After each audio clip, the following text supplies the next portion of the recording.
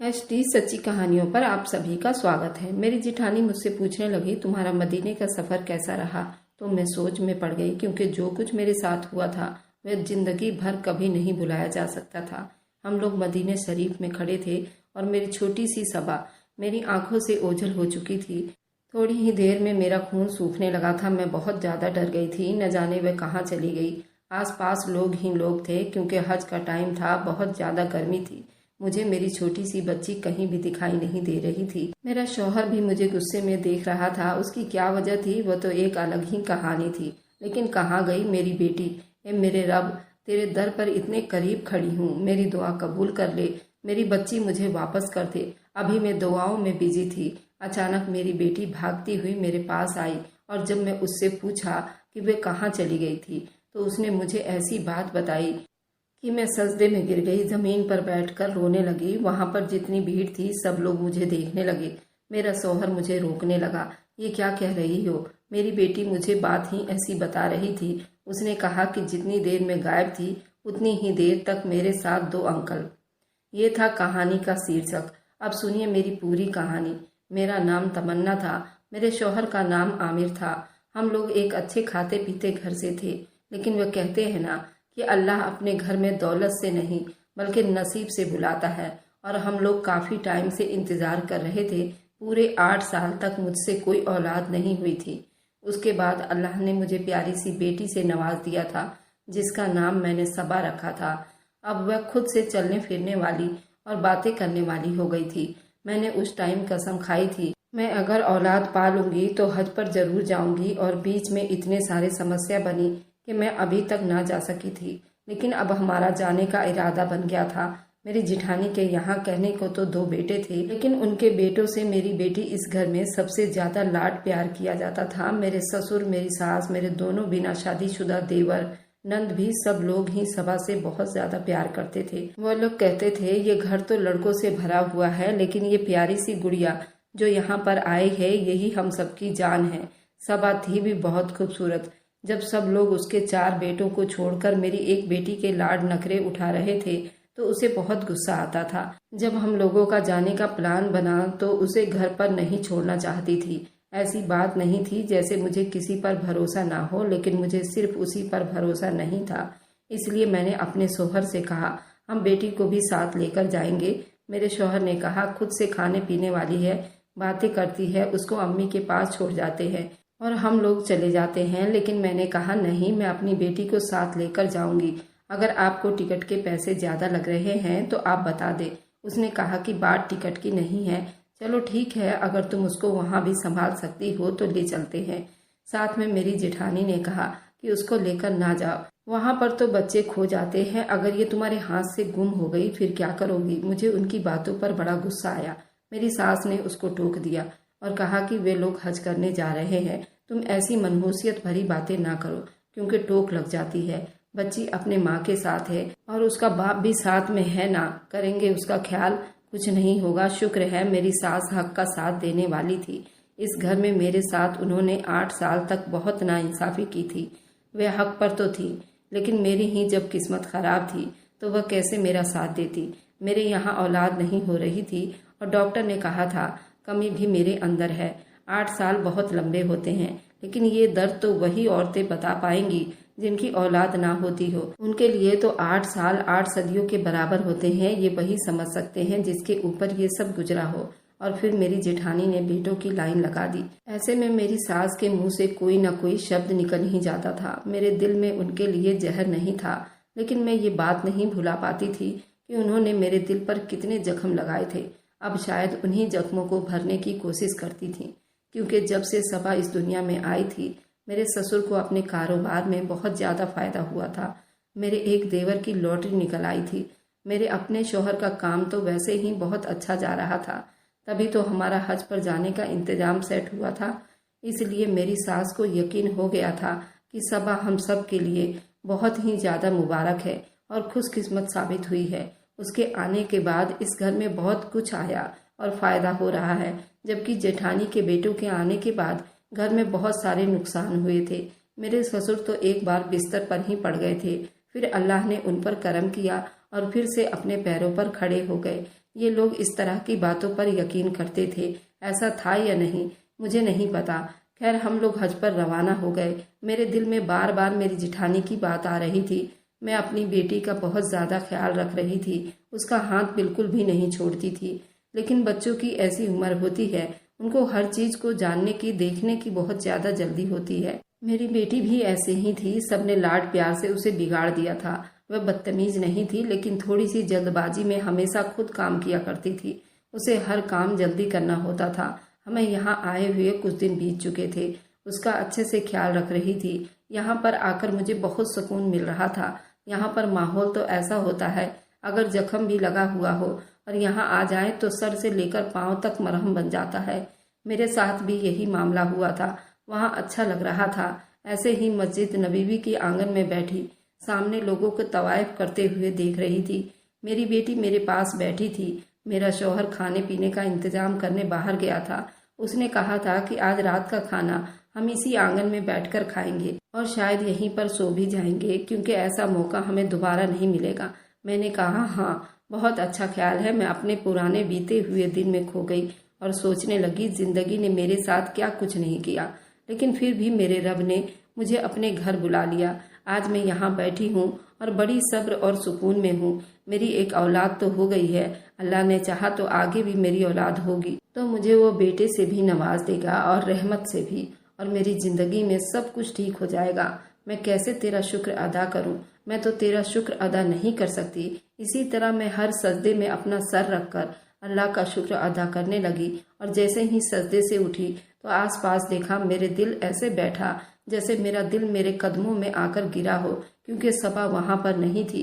मुझे लगा शायद आसपास में यहीं कहीं होगी, ज्यादा दूर नहीं गई होगी। मैं उसे तलाश करने लगी, पर वो मुझे कहीं भी नजर नहीं आ रही थी। उस वक्त जो मेरी हालत थी मैं ही जानती हूँ।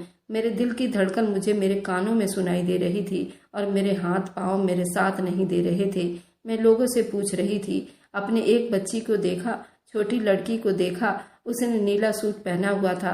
सब लोग कह रहे थे हमने नहीं देखा, हमने नहीं देखा। वे लोग भी क्या करते, यहाँ पर इतना भीड़ था, ऐसे में कौन किसको याद रखता है, और अगर कोई याद रखता भी है तो उसको कहाँ याद रहता है कि कौन थी, कैसी थी, किस तरफ गई थी। जिस जगह मैं बैठी थी वहां से मैं हिल चुकी थी, लेकिन फिर भी मुझे मेरे शौहर ने देख लिया।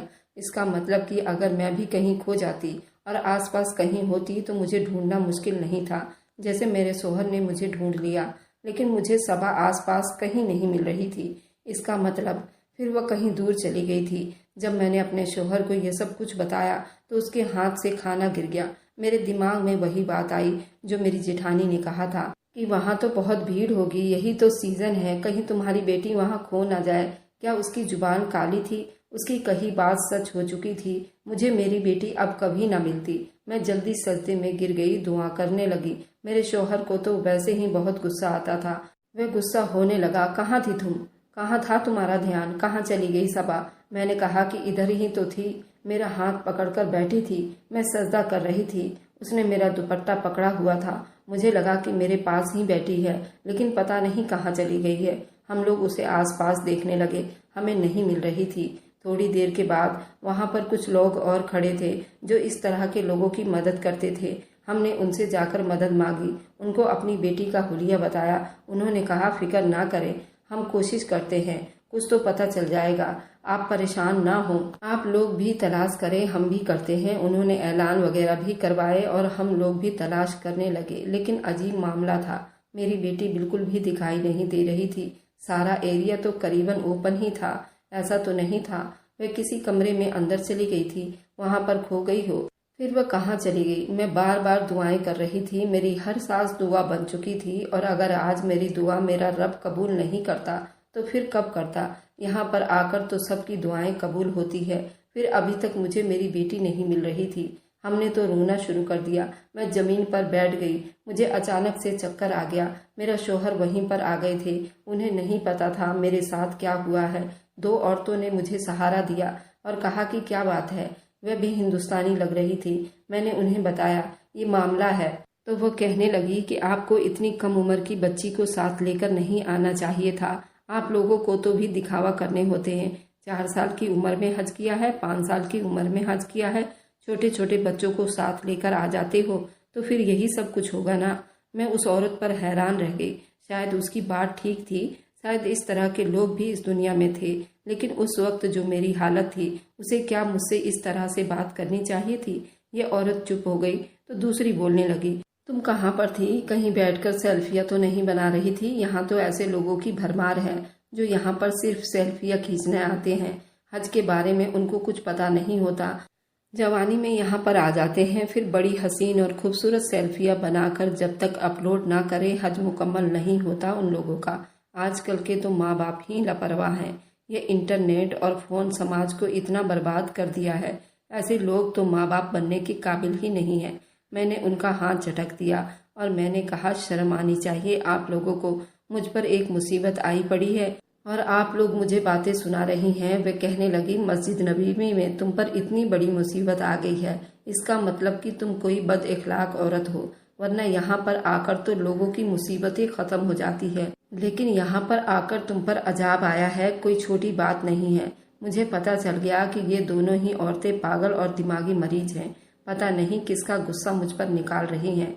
मैं फिर से अपनी बेटी को तलाश करने लगी। मैं हैरान हुई कि मेरा शौहर फिर से मुझे मिल गया, जबकि एक तरफ से वह भी मुझसे खो गया था। जब मेरा शौहर मुझसे बहुत दूर जाकर भी फिर दोबारा मेरे पास आ जाता था, मैं उसको मिल जाती थी, तो फिर मेरी बेटी हमें क्यों नहीं मिल रही थी? वह कहाँ थी? मैंने इतने चक्कर अभी तक लगा दिए थे। मुझे पक्का यकीन था वे आस पास तो कहीं भी नहीं थी, कहीं वे बाहर तो नहीं निकल गई थी। सीसीटीवी कैमरे की फुटेज भी चेक होने लगी। सब लोग हरकत में आ गए थे। ये अच्छी बात थी। वहाँ पर सिक्योरिटी बहुत अच्छी थी, क्योंकि वहाँ पर पहले भी बहुत से ऐसे केस हो चुके थे। वे लोग भी हैरान थे। वे कह रहे थे कि यहाँ पर पहले भी ऐसा कई बार हो चुका है, लेकिन मेरे ससुराल वाले तो सारी जिंदगी मुझे ताने देंगे। वे अलग है। मेरा शौहर पता नहीं मेरे साथ क्या सलूक करेगा और क्या मैं उसके बगैर जिंदा रह पाऊंगी। ये सोच आते कहने लगी, नहीं नहीं, मैं तो उसी वक्त मर जाऊंगी। मेरी सबा, तुम कहाँ चली गई? कहाँ चली गई? तुम वापस आ जाओ, अपने माँ के पास वापस आ जाओ। अब तो मेरी हालत बहुत बुरी हो गई थी। मैं फिर से चक्कर खाकर गिरने लगी थी। मेरे शौहर ने मुझे पानी पिलाया। उसने कहा कि तुम एक तरफ क्यों नहीं बैठ जाती हो? वैसे भी तुम्हारी कोशिश से कुछ होने वाला नहीं है। तुमने जो करना था तुम कर चुकी हो। अगर इतना ही तुम्हें ख्याल होता तो पहले उसका ख्याल कर लेती। अब मेरे लिए मुसीबत ना बनो। अगर तुम बेहोश हो गई तो मैं तुम्हें उठाकर अस्पताल ले जाऊंगा या अपनी बेटी को तलाश करूंगा। बैठ जाओ एक जगह पर। मैं उसी जगह पर जाकर बैठ गई जहाँ पर मैं बैठी थी और सबा वहाँ से गायब हो गई थी। शायद वह किसी तरह वहाँ पर वापस आ जाए। मैं सामने देख रही थी, लोग तवायफ कर रहे थे और मैं दुआ करने लगी, मेरे रब मुझ पर रहम कर, मेरी औलाद मुझे वापस कर दे, मुझ पर कोई मुसीबत ना डालना, मुझे किसी इम्तिहान में ना डालना। मैं बहुत कमज़ोर हूँ, तेरी बंदी बहुत कमज़ोर है। मुझे सबा के ही ख्याल आ रहे थे, कैसे वह इस दुनिया में आई थी, कैसे पहली बार मैंने उसे अपनी गोद में उठाया था। 8 साल के बाद जब आपको अपनी औलाद गोद में उठाने को मिलती है तो आपका क्या जज्बात होते हैं। मैं खुशी से रो रही थी। मैं एक बार खुशी से नहीं रोई, 2-3 महीने तक खुशी से रोती रही। यहाँ तक मेरे रोने से मेरा शौहर तंग आ गया था। कहता था, तुम क्या पहली औरत हो जिसको इतना इंतजार के बाद औलाद मिली है? अपने आप को संभालो, हर वक्त रोती रहती हो। आंखें खराब कर ली है तुमने अपनी। अगर अपना ख्याल नहीं करोगी तो बेटी का ख्याल कैसे करोगी? पर मैं उससे क्या बताती। ये खुशी के आंसू थे जो पता नहीं चल रहा था। पर क्या अब मेरे खुशी के आंसू गम के आंसू बनने वाले थे? अब सब कुछ खत्म होने वाला था। वह लोग भी हैरान थे। उन्होंने कहा कि ऐसा तो कभी नहीं हुआ है। आपकी बेटी तो किसी फुटेज में नजर नहीं आ रही। यहाँ तक कि फुटेज भी मिल गई है जिसमें बैठी सजदा कर रही थी। वह मेरा दुपट्टा पकड़कर मेरे साथ बैठी थी, लेकिन अचानक से ही वह गायब हो गई। फुटेज में साफ नजर आ रहा था सबा वहां से गायब हो गई थी। पर उन लोगों ने कहा कि फुटेज में कभी कभी ऐसा होता है क्योंकि कैमरे बहुत दूर लगे होते हैं, गर्मी है और कभी कैमरे के आगे से कोई चीज गुजरती है, कोई परिंदा गुजरता है तो ऐसा होता है। फुटेज में तो नजर आया था जैसे वह गायब हो गई हो, लेकिन फिलहाल वह कहीं चलकर गई होगी। वह जिस तरफ गई थी उसी तरफ भी तलाश करने लगे, लेकिन अभी तक उसका नामो निशान नहीं मिल रहा था। मैं सोचने लगी, मैं कैसे अल्लाह को पुकारूं, ऐसा क्या करूं वह मेरी दुआ सुन ले, मेरी बेटी वापस आ जाए। मैंने दूर से देखा, मेरा शौहर सिक्योरिटी वालों के साथ भी झगड़ा कर रहा था। जाहिर है अब उसने गुस्सा ही करना था। वह भी गुस्सा होने लगे और एक तरफ को चले गए। मेरा शौहर सर पकड़े बैठ गया, फूट फूट कर रो रहा था। मैंने उसे ऐसे रोते हुए पहली बार देखा था, पर मैं उसके तरफ नहीं देखना चाहती थी क्योंकि मैं उसके सामने खुद को मुजरिम समझ रही थी। ये मेरी ही गलती थी, ये सब कुछ मेरी वजह से तो हुआ था। मैं अल्लाह से दुआ करने लगी, यहाँ तक कि मैंने जमीन पर नाक रगड़ना शुरू कर दिया। लगता है कोई मेरी वीडियो भी बनाना शुरू हो गया था। लोग मुझे हैरान होकर देख रहे थे। मेरा शौहर भी इस तरफ देखने लगा कि क्या हो रहा है। मैंने अल्लाह से कहा, मेरी मदद करिए, मैं तेरे घर आई हूँ, तेरे दर पर सवाली बनकर बैठी हूँ, मेरी मदद करो। अगर मैंने कोई गुनाह किया है तो उसकी सजा मुझे किसी तरह दे दो, पर इस तरह से ना दो। अचानक से वहाँ बहुत ठंडी हवाएं चलने लगी, जबकि गर्मी का मौसम था। लोग भी हैरान होने लगे। ऐसा लगने लगा जैसे बारिश होने वाली हो। बारिश के कुछ कतरे जमीन पर गिरे। मैंने अपनी आंखों के आगे अपनी चादर कर ली और सजदे में गिर गई। किसी ने मेरे कंधे पर हाथ रखा। मुझे लगा मेरा शौहर है, लेकिन जैसे ही मैंने देखा वह कौन है तो मेरे कदमों के नीचे से जमीन निकल गई, क्योंकि वह कोई और नहीं बल्कि मेरी सबा बेटी थी। मैंने जैसे ही उसे देखा मैंने उसे खींचकर अपने गले से लगा लिया। वह कहने लगी, माँ माँ क्यों रो रही हो, माँ आप क्यों रो रही हो, क्या हुआ है। मैंने उसे गले से लगाकर बार बार चूमना शुरू कर दिया, कभी इस गालों पर तो कभी उस गालों पर, माथे पर, कभी आंखों पर, कभी थोड़ी पर। वह परेशान हो गई। मेरे शौहर ने ये मंजर देखा तो वह भी भागकर हमारी तरफ आ गए और अपनी बेटी को उन्होंने गले से लगा लिया। जैसे ही मैंने एक तरफ देखा मुझे कुछ अजीब सा महसूस हुआ। ऐसा लगा वहाँ पर दो लोग खड़े हैं जिनके कपड़े हम सब लोगों से बहुत ही अलग लग रहे थे। मतलब वह लोग मदीना के नहीं लग रहे थे। उन्होंने लंबे लंबे कपड़े पहन रखे थे। वे दोनों हमें देख रहे थे, वे लोग भी हमें देख रहे थे, क्योंकि मामला ही ऐसा था। लेकिन उनके चेहरे पर एक अजीब सी मुस्कुराहट थी। वो बहुत ही ज्यादा सुकून और खुशहाल दिखाई दे रहा था। वे हम दोनों को देख रहे थे और हंस रहे थे। उन्होंने लंबे लंबे कपड़े पहन रखे थे और उनके कदम भी बहुत लंबे दिखाई दे रहे थे। सबा ने जब उनकी तरफ देखा तो हाथ के इशारे से बुलाने लगी। उन्हें भी सबा की तरफ देखकर हाथ हिलाया और ये वही लोग थे जो मेरी बेटी को उठाकर ले गए थे और अब वापस कर रहे थे। कौन थे ये लोग? सबा उनकी तरफ हाथ क्यों हिला रही थी? मैंने कहा, सबा वे लोग कौन हैं? किधर देख रही हो तुम? जब मैंने ऐसा कहा तो मेरे शौहर ने कहा, तुम किधर देख रही हो? कोई भी तो नहीं है वहाँ पर। मैंने कहा, वे सामने हैं। जैसे ही मैंने गर्दन घुमाई वे लोग वहाँ से गायब हो गए। मैं समझ गई वही लोग थे जिनके पास सबा गई थी। अब हम लोगों ने जो मामला बढ़ाया था अब हमें उसको भी संभालना था। हम लोगों ने जाकर सिक्योरिटी वालों से माफ़ी मांगी और उनको कहा कि माफ़ी चाहते हैं, हम लोग परेशान थे। उन्होंने भी मामला रफा दफा कर दिया। हमसे लिखवाया कि हमारी बेटी हमें मिल गई है और अब हमें कोई शिकायत ही नहीं। मेरे शौहर ने कहा, अब होटल चलते हैं। हम लोग होटल की तरफ जा रहे थे। सबा मेरी गोद में सो गई। सबा अंदर से अजीब सी खुशबू आ रही थी, ऐसी खुशबू जो मैंने उसको कभी नहीं लगाया था। ये खुशबू बहुत ही ज़्यादा प्यारी थी और सुहानी थी, लेकिन मैं तो अपनी बेटी को परफ्यूम या इस तरह की कोई खुशबू नहीं लगाती थी, क्योंकि अभी वो बहुत कम उम्र की थी। फिर उसके वजूद से ये कैसी खुशबू आ रही थी? ये खुशबू सिर्फ उसके कपड़ों से, उसके वजूद से और उसके बालों से भी आ रही थी। उस खुशबू के अंदर महकती रही। वह सारी खुशबू उसके कपड़ों पर बिखर गई। सिर्फ इतना ही नहीं, उसने अपनी मुट्ठी बंद कर रखी थी। ऐसा लगता था कि उसके हाथ के अंदर कोई चीज है। मैंने उसकी मुट्ठी को खोलने की कोशिश करने लगी। मेरे शौहर ने कहा कि चलो होटल आ गया। शौहर ने बेटी को बेड पर लिटा दिया, मुंह हाथ धोने चला गया। कहने लगा, पता नहीं कौन से अच्छे कर्म किए थे कि हमें आज हमारी बेटी हमें वापस मिल गई। अब घर जाकर किसी को ये बात मत बताना, क्योंकि मेरी भाभी की जुबान काली है, इसलिए ये सब कुछ हुआ है। मैंने रोना शुरू कर दिया तो मेरे शौहर ने मेरे कंधे पर हाथ रखा और कहा कि मुझे माफ़ कर दो। मैं गुस्से में था, मैं तुम्हें डांटना नहीं चाहता था। मैं जानता हूँ तुम भी उतना ही परेशान थी जितना मैं परेशान था। बस अब दोबारा हम इस बारे में कोई बात नहीं करेंगे। तुम मेरी हमसफर हो, तुमसे नहीं पूछूंगा तो किससे पूछूंगा? माफ़ कर दो मुझे। मैंने कहा, आपको माफ़ कर दिया, मुझे कोई शिकायत नहीं है। बस सोच रही थी अगर मेरी बेटी वापस नहीं मिलती और हम खाली हाथ वापस जाते तो क्या होता। वह कहने लगा, हम जिस पाक दर पर आए हैं यहाँ से कौन खाली हाथ जाता है? वह कभी भी हमें खाली हाथ वापस ना भेजता। मैंने कहा, बेशक बेशक, आप बिल्कुल ठीक कह रहे हैं, लेकिन अभी भी ये राज नहीं खुला था कि मेरी सबा इतनी देर तक कहाँ थी। वह इतनी समझदार तो नहीं थी। मैं उसे पूछती तो वो मुझे बता सकती थी। क्योंकि वो पूरे 2.5 घंटे के लिए गायब हो गई थी। ये कोई कम टाइम नहीं था। अब वह सुबह उठी तो उसका मूड अच्छा था। इस तरह वह अभी भी अपने हाथ की मुट्ठी बंद कर रखी थी। मैंने कहा कि जाओ, जाकर मुंह हाथ धो लो, मैं धुला देती हूँ तुम्हारे मुंह हाथ। कहने लगी, नहीं मैं खुद धो लूंगी। वापस आई तो फिर से उसके हाथ में कोई चीज थी। वह नाश्ता करने लगी। मैंने कहा, सबा मेरी प्यारी बेटी, तुम कहाँ गई थी? तुम तो माँ के पास बैठी थी ना, तो मैंने आपसे कहा था ना कि माँ का दुपट्टा पकड़कर बैठ जाओ, तो फिर तुम कहाँ उठकर चली गई थी? मैंने उसे बहुत प्यार से पूछने की कोशिश की और कहने लगी, माँ मैं तो कहीं नहीं गई थी, मैं तो इधर ही बैठी थी। मैंने कहा, नहीं तुम कहीं चली गई थी। वह कहने लगी कि हाँ, वे 2 अंकल थे ना, उन्होंने मेरी मदद की। मैंने कहा, कौन से अंकल? तो कहने लगी, वो लंबे लंबे कपड़ों वाले अंकल। उन्होंने मुझे कहा कि बेटा तुम अपनी माँ के पास जाओ, तुम्हारी माँ बहुत अच्छी औरत है, अगर तुम्हें कुछ हो गया तो तुम्हारी माँ जिंदा नहीं रहेगी, इसलिए तुम अपनी माँ के पास चली जाओ और देख लो उन्होंने मुझे क्या दिया है। अब उसने अपनी मुट्ठी खोली तो मैं ये देखकर हैरान रह गई। उसके हाथ में एक मोती था। ये बिल्कुल भी नकली नहीं लग रहा था। मैंने कहा, ये तुम्हें कहाँ से मिला?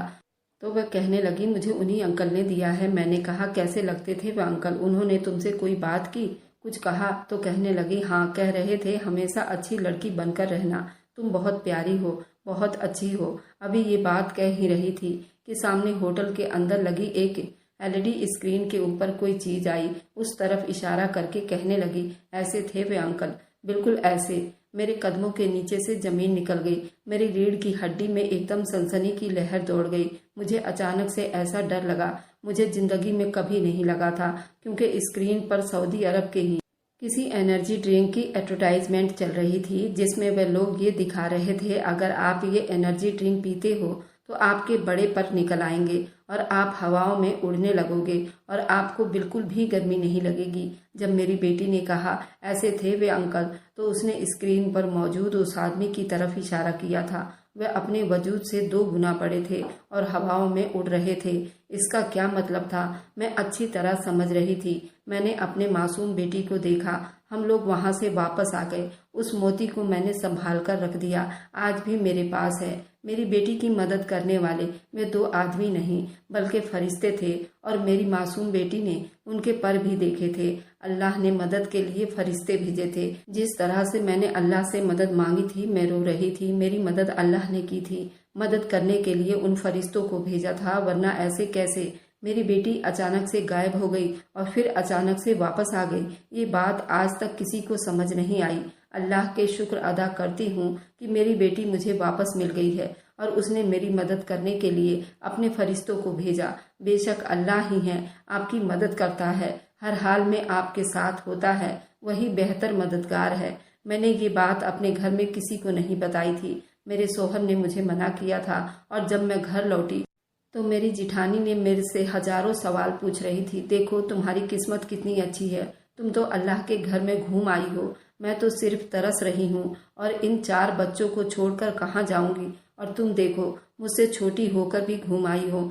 मन ही मन मुझे कोस रही थी, पर मेरा अल्लाह मुझ पर बहुत मेहरबान था। अगर आपको कहानी पसंद आई है तो वीडियो को जरूर लाइक कीजिएगा और अपने दोस्तों के साथ शेयर भी कीजिएगा। और हाँ, अगर आपने अभी तक हमारे चैनल को सब्सक्राइब नहीं किया है तो जरूर सब्सक्राइब कर लीजिए। मिलते हैं हम अपनी कल की एक नई दिलचस्प कहानी के साथ। मुझ पर सदा अपना प्यार और स्नेह बनाए रखें।